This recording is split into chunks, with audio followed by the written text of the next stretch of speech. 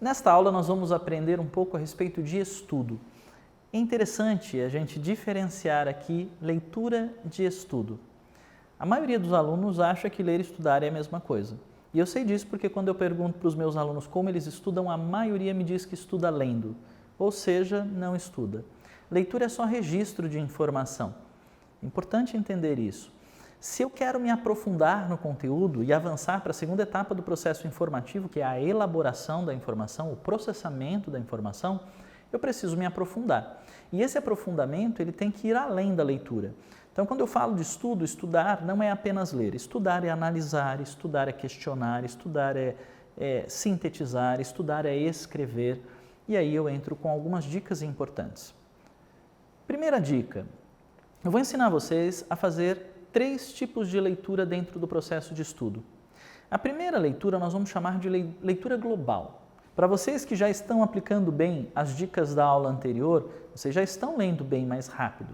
Use de todos esses recursos de uma leitura rápida para, passando com os olhos ou sobrevoando com os olhos as informações, identificar como é esse texto, se é um texto técnico, se tem muitas informações complexas, se tem muitas palavras que você desconhece o significado, enfim, a partir do reconhecimento do tipo de texto que você tem, você pode buscar recursos ou trazer para perto de você recursos que você possa utilizar na segunda leitura que eu vou te ensinar a fazer.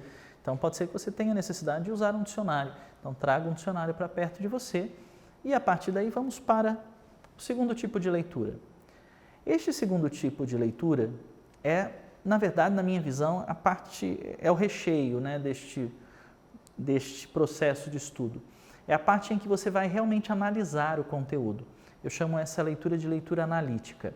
Nesta leitura, é um momento em que você vai analisar, se você está com um texto em mãos, está estudando um texto, parágrafo a parágrafo esse texto.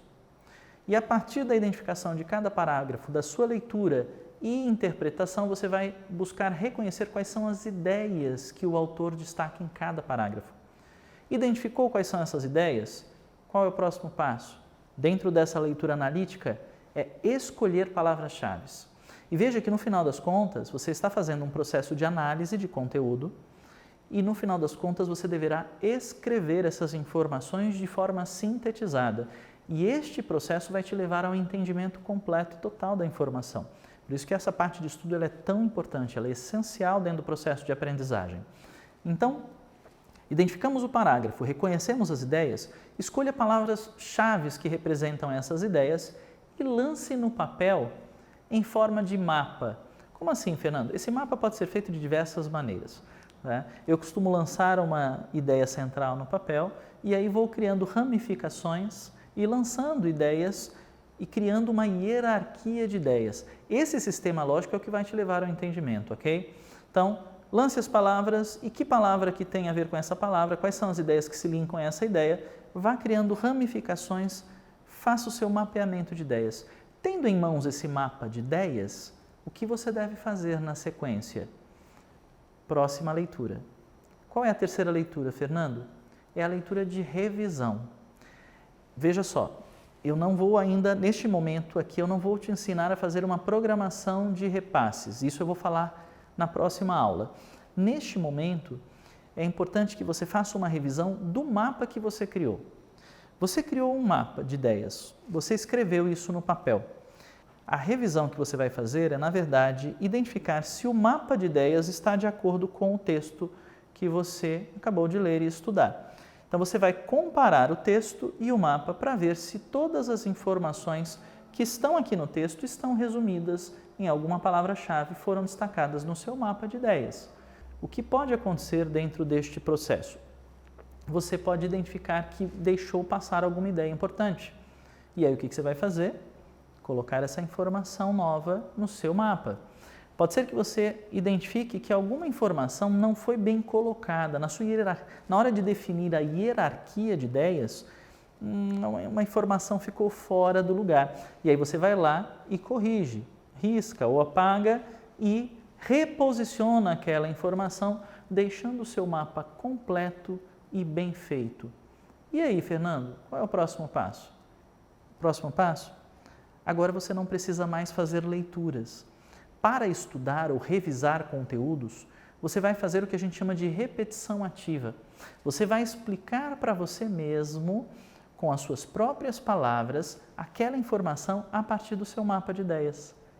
E quantas vezes forem necessárias, você vai rever esse... Como é que eu faço? Olha, você pode pegar o cachorro e falar, pegar o seu mapa e explicar para o cachorro o conteúdo.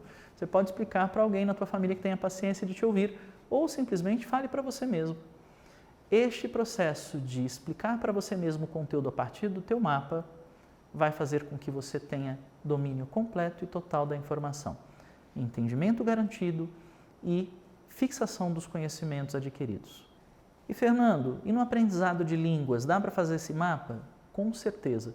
Se você mapear, por exemplo, palavras novas, ao longo dos seus dias, as palavras novas adquiridas, novas expressões, novas frases, enfim, e começar a adicionar. Você cria um mapa de expressões, de palavras novas e começa a adicioná-las no seu dia a dia. Esse mapa e o processamento da informação diariamente vai fazer com que essas informações adquiridas se tornem familiares para você.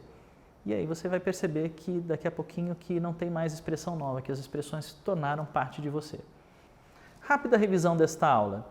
Para estudar, então, aprendemos que ler é diferente de estudar. Leitura é registro, estudo é aprofundamento. E aprendemos sobre 3 leituras que são necessárias dentro do processo de estudo. Primeira leitura é a leitura global, reconhecimento do texto. Segunda leitura é a leitura analítica, é aquela mais cuidadosa, análise parágrafo por parágrafo, e é nesse momento que eu faço o meu mapeamento de ideias. E, como um terceiro momento dentro desse processo, a leitura de revisão, que é uma leitura comparativa. Eu comparo o meu diagrama, o meu mapa de ideias com o texto e, se preciso, faço as alterações necessárias. A partir daí, passo a explicar para mim mesmo os assuntos a partir daquele mapa e estudo concluído. Sucesso! Entendimento completo e total das informações.